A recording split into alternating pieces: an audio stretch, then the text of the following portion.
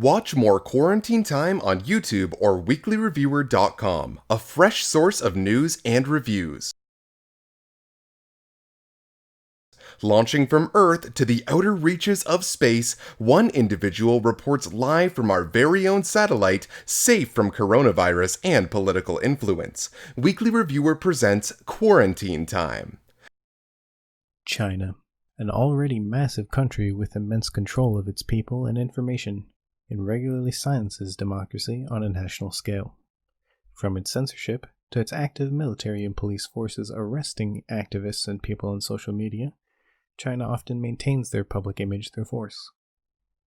Some examples are like when they try to erase the history of the Tiananmen Square massacre, prosecuting people for using the Winnie the Pooh meme for Xi Jinping, and a social credit system China places on all of its citizens.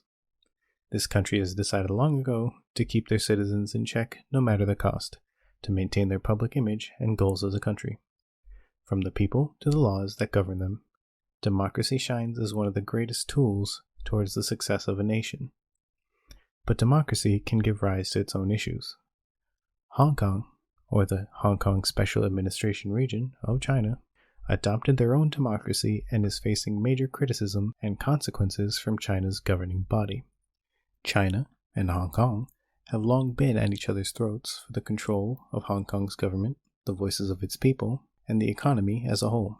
In 1997, the Brits handed Hong Kong back to China from its colonialization since the 1800s, and since then Hong Kong has adopted their policy of one country, two systems. Their new constitution, named Basic Law, allowed its citizens to operate under a different set of rules from China, allowing it to grow into a prosperous nation without hindrance to its capitalism. Loved by the foreign countries for its business and its thriving success, China just couldn't sit back and watch. Over the last few years, China has tried to push laws that allow them to increase their control in Hong Kong, like last year's Extradition Bill and this year's National Security Law. Last year, the Extradition Bill, proposed by Carrie Lam, led to massive protests that were met with violent police brutality and finally a withdrawal from the proposal. This extradition bill would allow Hong Kong to detain and extradite individuals to countries like mainland China, a huge marker of China's influence on Hong Kong. This year, China succeeded in passing a vote held in secrecy called the National Security Law for Hong Kong. This law essentially silences activists, protesters, and anyone who speaks out about China, Hong Kong independence, and whatever China deems as treasonous. Because of its overarching influence on Hong Kong, many protesters and denial of the law ensued this July.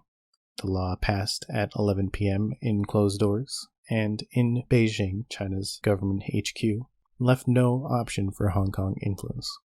It further states it will set up a China-led police force to arrest protesters, activists, and anyone who denies the law or speaks out.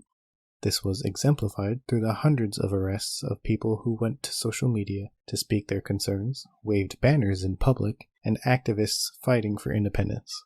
China will also set up a committee with the direct line, through a Beijing-appointed advisor, to Beijing to handle all policy disputes and enforcement of the national security law. Furthermore, trials can arbitrarily be held in mainland China, and act clearly to threaten and silence individuals from attempting to break the law. It even allows Chief Executive of Hong Kong to change and appoint judges to cases relating to national security law. Critics of the bill, and scholars in Hong Kong, call this an end to their one country, two systems policy, a policy attempting to allow an autonomous government in Hong Kong, free from direct control of China, a country known to have its way whatever the cost. The events these last few years, especially the passing of this new national security law, showcase China's persistent interest in Hong Kong and leaves no room for doubt that they are not done. Our thoughts are with those in Hong Kong and those facing police brutality and China's overarching wrath.